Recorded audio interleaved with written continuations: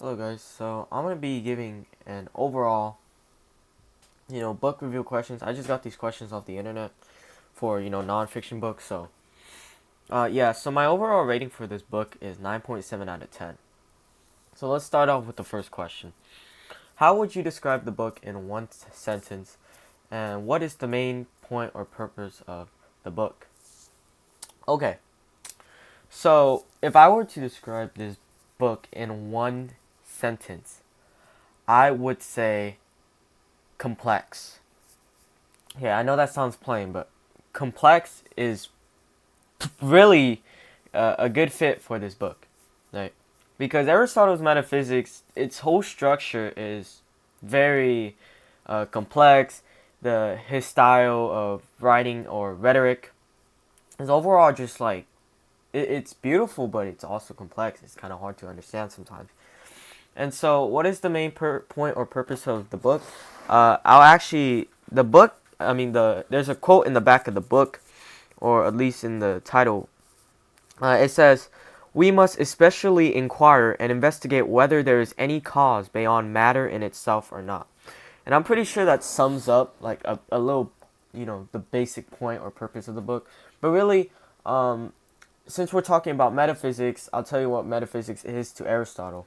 Aristotle says metaphysics studies things that don't change, or is the study of the first causes or first principles, right? Metaphysics deals with logical principles, like the principle of non-contradiction, the principle of excluded middle, or law of excluded middle, right? And so in his book, he is exploring many positions like the Pythagoreans and the Platonists and Empedocles and the Pre-Socratics, right? And so he comes so close to equating philosophy. No, actually, at times he does equate philosophy, metaphysics, and theology together. And he says philosophy is a free science, right? Philosophy is a free science that is not obligated to do, like, it's not like a lawyer, like how Socrates said in the Theaetetus or Theaetetus, however you would want to pronounce it, but that philosophy has a special relationship linking it to the divine, right? The study of things that don't change, the study of an eternal substance, basically. And so, yeah, Aristotle on substance, he just holds substance to be primary. Two, what are some of the questions or criticisms you have about the book? How would you challenge or debate the author's claims or arguments?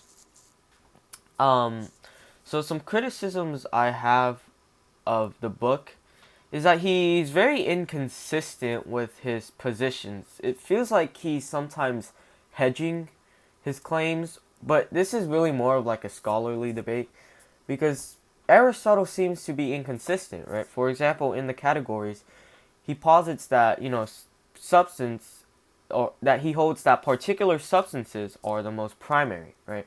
But in the metaphysics, he takes like a shift of his position, and instead of saying that, particular substances like a man or animal is the most fundamental substance, he shifts it to its species or genera or genus, right? And he says the genus or the second order substance now is the most fundamental, right? That's why you always see now first order and second order substance in Aristotle. Um, what's the other question? How would you challenge or debate the author's claims or arguments? Um, so in Aristotle's book, his his proposition that there must be a first unmoved mover sounded decently well, right? But the thing is, he he posits, and again he's kind of inconsistent. He posits 47 to 55 unmoved movers, saying that the amount of unmoved movers match up with the spheres, celestial spheres, right? And and Aristotle considered that the stars and the heavens were eternal, and a lot of what pre-Socratics and Aristotle said was generally wrong, I guess, according to our modern day science and all. But um, overall, Aristotle is really, I think, in my opinion, pretty inconsistent sometimes. But he does make decently well arguments. The only thing I would have to say in general is his defense for the law of non-contradiction. And that's about it. 3. How did the book change your opinion or perspective on the topic? Um, well, generally, prior to this book, I think I thought that metaphysics was kind of like a, um, like how most people say nowadays, metaphysics and philosophy is a useless study. But this book changed my perspective on a lot of things, right? I mean, for example, when Aristotle posited, the four causes, these four causes undergird our knowledge of things. We have to understand the four causes of a thing to know, right? Or to even have knowledge.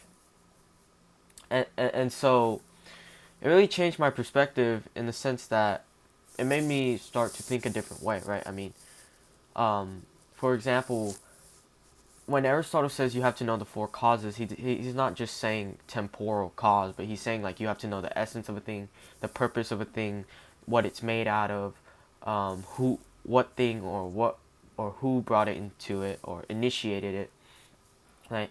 And then I also liked his argument against the infinite regressive causes, right? Like, and he makes these transcendental arguments too. So, did it confirm or contradict any of your assumptions or expectations? A lot. I personally don't believe that there is more than, you know, unmoved movers. I think Aristotle is inconsistent on that position. But a lot of what he says, I think, is pretty good. Like his arguments against Platonism, like the third man argument. 4. What was the most memorable or impactful story, anecdote, or example in the book? The most memorable I remember is probably the the defense of the law of non-contradiction and his refutation of Protagoras and what is his name? Parmenides. Heraclitus and Parmenides, and his refutation of monism. Right, he refutes Protagoreanism, right, because he argues that the principle of non-contradiction is the most fundamental and secure out of all. And if there were contradictions, then stuff like identity would become impossible. So monism, he says that monism's negation would also be true, right? Because of Protagorean relativism. What else? Why did it stand out to you? Um, Mostly because he makes really good points. Right. For example, he makes like a simple transcendental argument saying that, well, in order for you to deny the law of non-contradiction, you would have to be using it, right? And so then again, Aristotle brings up his elenchus refutation method, which is a Socratic method that gets your opponent to contradict. And it's kind of like a reductio ad absurdum, right? 5. What was the most surprising or shocking thing you learned from the book? How did it make you feel? Oh, okay. So the most shocking thing is I found out his answer because I think it was in the translator's note, but basically Aristotle's answer to what came first, the chicken or the egg, is actually the chicken, right? Because Aristotle holds that actuality is prior in a whole species sense, right? He says that, well, in individual cases, the potentiality precedes the actuality, but if you're talking about a whole species as a whole, the actuality, which is the chicken, has to precede the potentiality, right? For the sake of not an infinite cause. And so his answer to what came first, the chicken or the egg, is the chicken. Why? Because he says things that are potentially are already produced by something that's actual. Meaning a man comes from a man, an artist from an artist, and a musician from a musician. Right? And I really like that answer. That answer was really good. What is the next question? How did it make you feel? Just surprised and shocked and interested. 6. How did the author engage and persuade you as a reader in the book? I want to say he really well, in terms of like persuasion and arguments and his rhetoric, yes, they were very thoughtful and they were very good. Like his critiques of Platonism, like how can you posit a whole another realm of forms and get it to relate to this world, right? Stuff like that. But in general, like overall as a basis, Yeah, I would say he persuaded me pretty well in terms of his arguments. 7. How did the author's choice of how to frame and organize the book impact its effectiveness for you? Um, I think it was. I think it was a. Yeah, I think it was pretty good. I mean, he starts off with giving us a brief history of the pre-Socratics and how their theories or philosophical positions were incomplete because they only accounted for material cause but not other causes like teleology, right?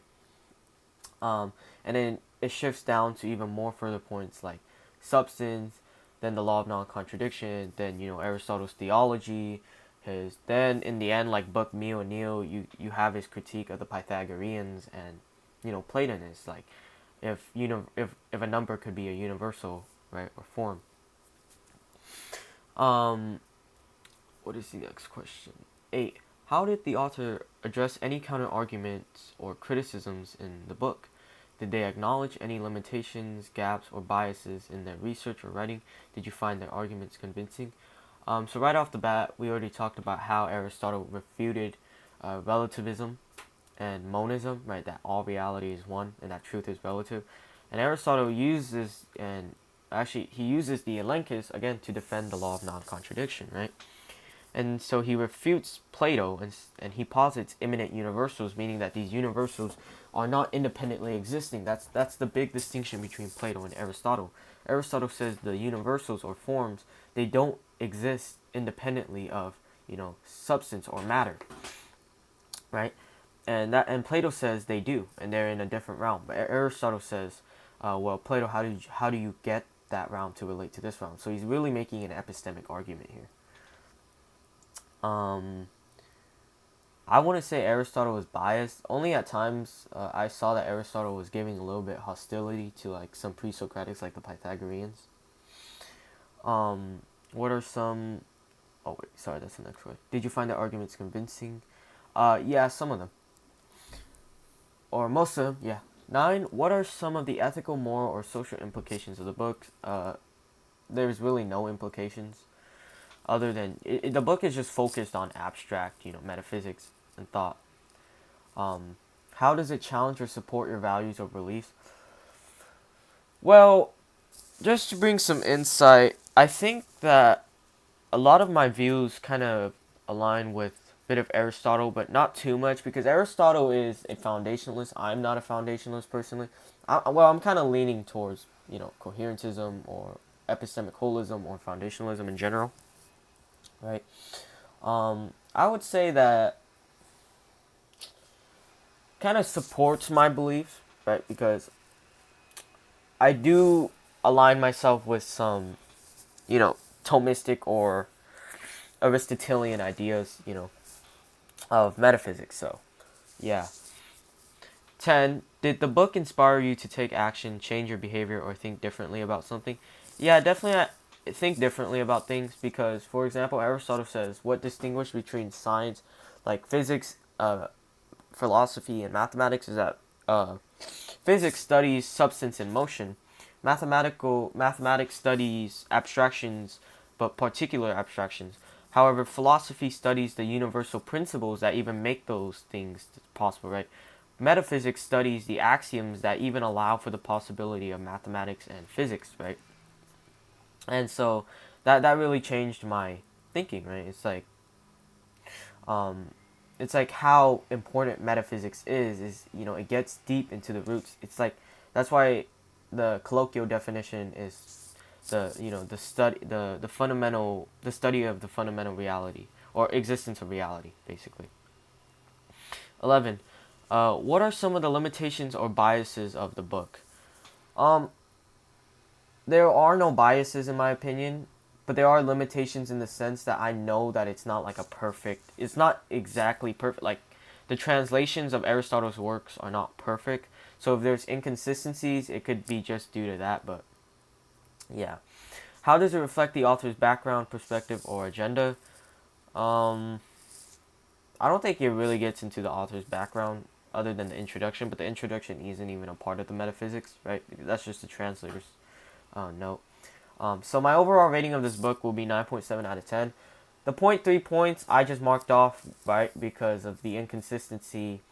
But other than that, Aristotle's arguments were really beautiful. I think his definition of philosophy is one of the best. I think that his arguments against Plato were very good. His defense of the law of non-contradiction is very good as well. And, um, his critique of the pre-Socratics is also very well thought out of, saying that they didn't focus on several other causes, but other just than, the material cause. And, yeah, that's basically it.